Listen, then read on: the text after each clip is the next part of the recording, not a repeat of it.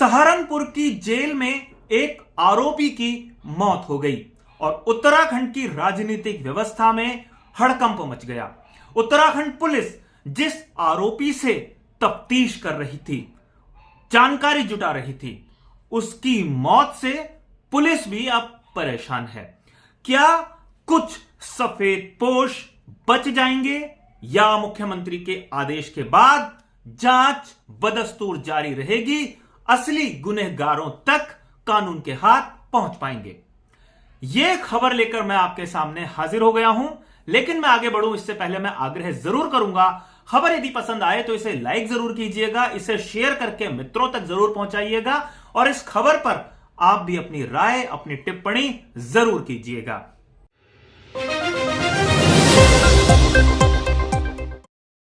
नमस्कार, मैं हूं मनमोहन भट्ट।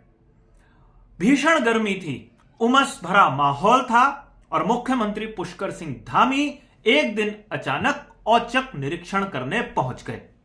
रजिस्ट्री कार्यालय में कुछ गड़बड़ी की आशंका कई लोगों को थी, लेकिन मुख्यमंत्री इस खबर का संज्ञान ले लेंगे, इसकी जानकारी या इसका अंदाजा किसी को नहीं था। पुष्कर सिंह धामी ने एक जांच करने के आदेश दिए। पुलिस की एक टीम जांच कर रही थी। जब जांच हो रही थी तो पता चला कि इस पूरे खेल में एक ऐसा व्यक्ति शामिल है जो सहारनपुर का रहने वाला है और जमानत पर बाहर है। मतलब अपराध उसने उत्तर प्रदेश या सहारनपुर में भी किए हुए हैं और उत्तराखंड में जमीनों पर कब्जे के मामले में वो बड़ा खिलाड़ी है।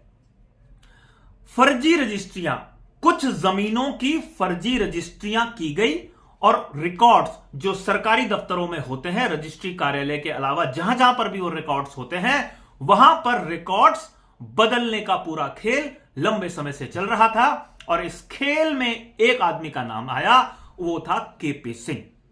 केपी सिंह तक उत्तराखंड पुलिस के हाथ पहुंच गए और उसे बी वारंट के जरिए उत्तराखंड में लाया गया। यहां पर पुलिस ने गहनता के साथ छानबीन की, उस केपी सिंह से लंबी पूछताछ की। जब उससे पूछताछ हुई तो पता चला कि उत्तराखंड के भी कई सफेदपोश लोगों तक उसकी सीधी पहुंच है और इस रजिस्ट्री घोटाले में उत्तराखंड के भी कई सफेदपोश लोगों का हाथ है। देहरादून के जाने माने वकील पर भी पुलिस ने हाथ डाला केपी सिंह से जब पूछताछ हुई। अब यह पूरा का पूरा मामला हाई प्रोफाइल हो चुका था। मुख्यमंत्री ने जांच के आदेश दिए।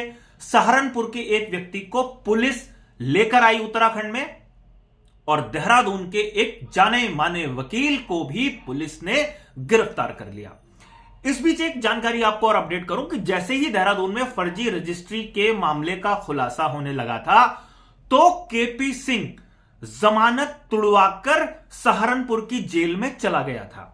समझिए, एक व्यक्ति जमानत पर बाहर था जो अपराध उसने उत्तर प्रदेश या सहारनपुर में किए थे और उत्तराखंड में उसके अपराधों का जब खाका सामने आया, उसके खुलासे हुए, तो वो व्यक्ति अपनी जमानत तुड़वाकर वापस जेल के भीतर चले गया। इससे अंदाजा लग चुका था कि इस मामले में कुछ ना कुछ बड़ी गड़बड़ होगी।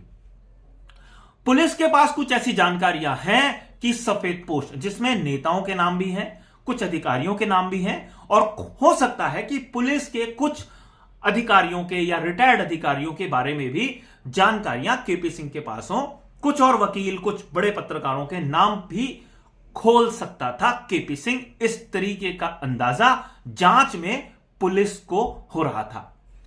जांच आगे बढ़ रही थी, लेकिन इस बीच एक खबर आ गई कि सहारनपुर की जेल में बंद केपी सिंह की दिल का दौरा पड़ने से मौत हो गई। इस खबर ने पुलिस के भी होश उड़ा दिए, उत्तराखंड पुलिस के भी। सहारनपुर की जेल से सीधे सपाट शब्दों में खबर आई है कि हृदय गति रुकने से, दिल की धड़कन रुकने से केपी सिंह का देहांत हो गया। लेकिन उत्तराखंड पुलिस की जांच सीधे तौर पर प्रभावित होती हुई नजर आ रही है।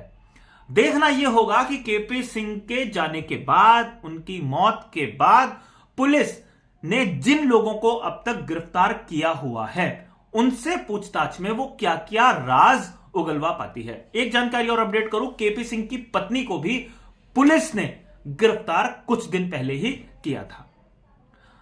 क्या सफेदपोश बच जाएंगे केपी सिंह की मौत के बाद, या इस मौत की गुत्थी को पुलिस सुलझा पाएगी? क्या यह वास्तव में एक नेचुरल डेथ है या इस मौत के पीछे भी कोई साजिश है? इस तरीके की बातें भी होने लगी हैं। पुलिस की थ्योरी अब नए सिरे से शुरू होगी। नए सबूतों को खंगालने की कोशिश उत्तराखंड पुलिस करेगी। देखना यह होगा कामयाबी किस हद तक पुलिस को मिल पाती है। अभी के लिए साथियों इतना ही। अगली रिपोर्ट में आपसे फिर मुलाकात होगी, तब तक इजाजत दीजिए। नमस्कार।